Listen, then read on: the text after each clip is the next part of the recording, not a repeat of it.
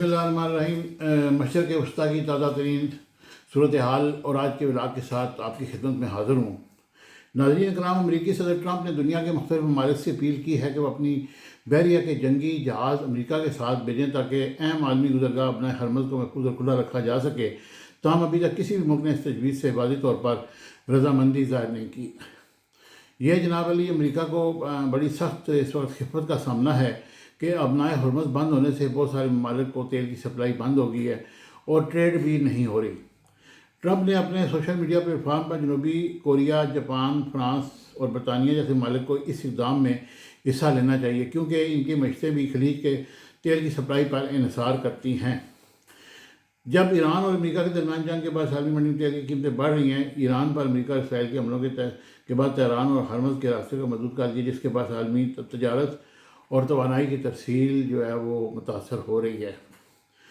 برطانوی اخبار کے مطابق یہ کنفرم خبر ہے کہ برطانیہ نے ابنائے ہرمز کے بحری جنگی جہاز بھیجنے سے صاف انکار کر دیا ہے، اور برطانوی وزیر اعظم سٹارمر نے ٹرمپ کو انکار کیا۔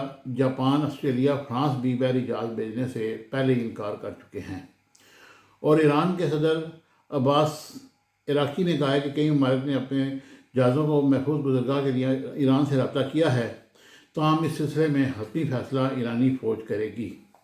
ادھر بھارت کے وزیر خارجہ جے شنکر نے بتایا کہ نئی دہلی اور تہران کے درمیان مذاکرات کے بعد بھارتی پرچم بردار 2 گیس ٹینکرز کو ہرمز سے گزرنے کی اجازت دی گئی ہے، اور عالمی سطح پر اس منصوبے پر رد عمل محتاط رہا ہے۔ جرمنی کے وزیر خارجہ جوہان ویڈپل نے اس منصوبے پر شکوک کا اظہار کرتے ہوئے کہا کہ جرمنی کسی بھی نئی جنگی کارروائی کا حصہ نہیں بننا چاہتا، اور انہوں نے صاف انکار کر دیا ہے۔ ادھر ایران کی فوجی تنظیم ہزارہ انقلاب کے ترجمان علی محمد نے امریکی صدر کو چیلنج کرتے ہوئے کہا کہ اگر امریکہ کو لگتا ہے کہ ایران کی بحریہ تباہ ہو چکی ہے تو وہ اپنے جہاز خلیج فارس میں بیچ کر دیکھ لے۔ یہ انہوں نے ان کو تھریٹ کیا، انہوں نے کہا کہ ایران کی جو بحریہ ہے وہ ختم ہو چکی ہے، تو پھر انہوں نے اس کا جواب بھی دیا، اور رپورٹس کے مطابق جنگ شروع ہونے کے بعد کم از کم 10 آئل ٹینکر پر حملے یا حملوں کی کوششیں ہو چکی ہیں، جبکہ تقریباً 1000 جہاز ہرمز کے راستے میں پھنسے ہوئے ہیں۔ اس صورتحال نے عالمی توانائی کی منڈی اور سمندری تجارت کے لیے بڑے خطرات پیدا کر دیے ہیں۔ یہ جناب علی یہ ہرمز کی جو آج کی تازہ ترین ہے وہ آپ کے سامنے پیش کر رہا ہوں۔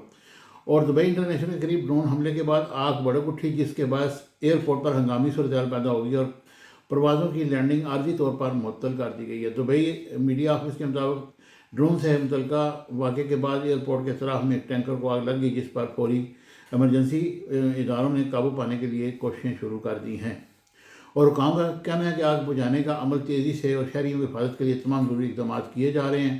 دبئی میڈیا آفس کے مطابق واقعے میں اب تک کسی جانی نقصان کی اطلاع نہیں ملی، تاہم احتیاطی تدابیر کے تحت ایئرپورٹ پر آنے والی پروازوں کی لینڈنگ عارضی طور پر روک دی گئی ہے، اور نئی دہلی آنے والی پروازوں کی لینڈنگ کو ابھی تک ان کو رسائی نہیں دی گئی اور وہ ادھر ہی رکی ہوئی ہیں۔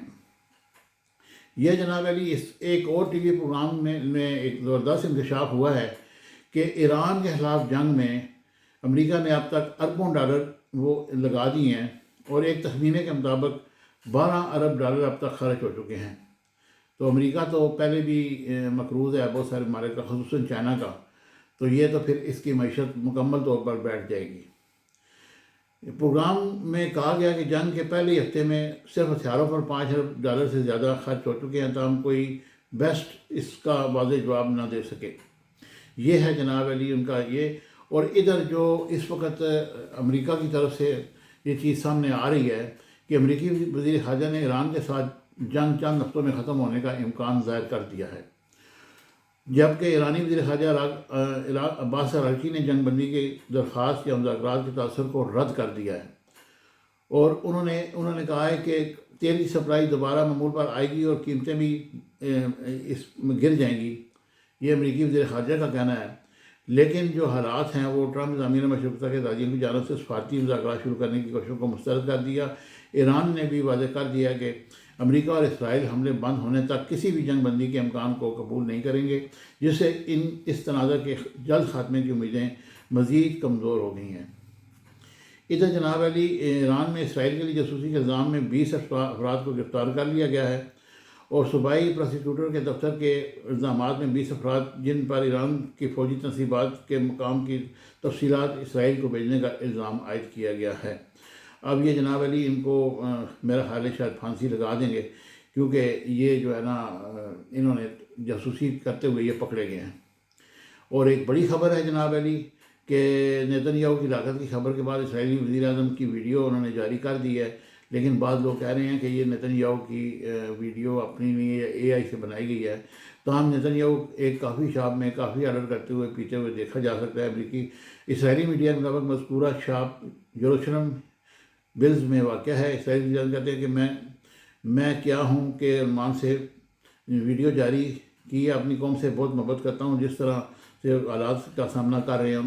نیتن یاہو نے کہا ویڈیو میں اپنے دونوں ہاتھ دکھائے اور کہا کہ کیا میری انگلیاں کتنی ہیں، واضح ہے کہ ان کی 10 انگلیاں ہیں، جبکہ ان سے متعدد اکاؤنٹس میں دعویٰ کیا گیا تھا ان کی 6 انگلیاں ہیں۔ اسرائیلی وزیر اعظم نے اپنے عوام کو پیغام میں کہا کہ اسرائیلیوں کو تازہ ہوا کھانے کے لیے اپنے گھروں سے باہر نکلنا چاہیے، لیکن ہر وقت پناہگاہوں کے قریب رہنا چاہیے کیونکہ ایران سے بیلسٹک میزائل اور راکٹ حملوں کا خطرہ ہے۔ یہ جناب علی اب کی تازہ ترین ہے۔ اور جناب علی اس طرف ادھر پوپ لیو نے بھی امریکہ اسرائیل ایران سے فوری جنگ بندی کی اپیل بھی کر دی ہے۔ اور ادھر جناب علی ایران جنگ پر تنقیدی رپورٹنگ مہنگی پڑ سکتی ہے۔ ٹرمپ حکومت کی امریکی میڈیا کو سخت وارننگ، اور اسپیشل انہوں نے CNN کو کہا ہے کہ تم جو ہے نا وہ فیک رپورٹنگ کر رہے ہو اور تم اپنے ملک کا ساتھ نہیں دے رہے۔ اس وجہ سے انہوں نے جو ہے بڑی وہ اس پہ شدید تنقید کی ہے۔ اور ایران جنگ پر امریکہ میں سیاسی ہنگامہ، ٹرمپ کو اپنی جماعت سے مخالفت کا سامنا ہے، ان کی جماعت میں دراڑیں پڑ چکی ہیں اور ٹرمپ کے خلاف امپیچمنٹ بھی ہو سکتی ہے کیونکہ ٹرمپ نے اپنی جماعت کو اعتماد میں نہیں لیا۔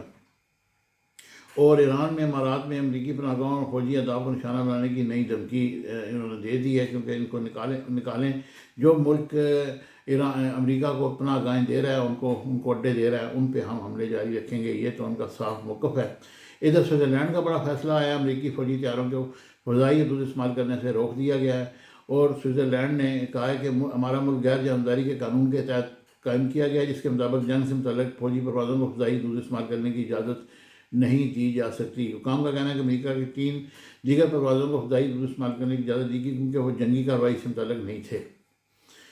اور ادھر جناب علی ایرانی وزیر خارجہ نے کہا ہے کہ امریکہ بنائے ہرمز کھلوانے کے لیے چین سے بھیک مانگ رہا ہے۔ اب چین کا بھی کردار بڑا اہم ہوتا جا رہا ہے۔ اور جناب علی یہ کافی سارا اس طرح کا یہ آج کی تازہ ترین ہے۔ انشاءاللہ نیکسٹ بلاگ کے ساتھ پھر حاضر ہوں گا۔ مجھے امید ہے کہ میری یہ انفارمیٹیو ویڈیو آپ کو پسند آئے گی۔ میرے چینل کو ہمیشہ کی طرح لائک، شیئر اور سبسکرائب کیجیے گا۔ Thank you very much. Subscribe my channel Business Times News for latest political, national, international news. Don't forget to subscribe Business Times News.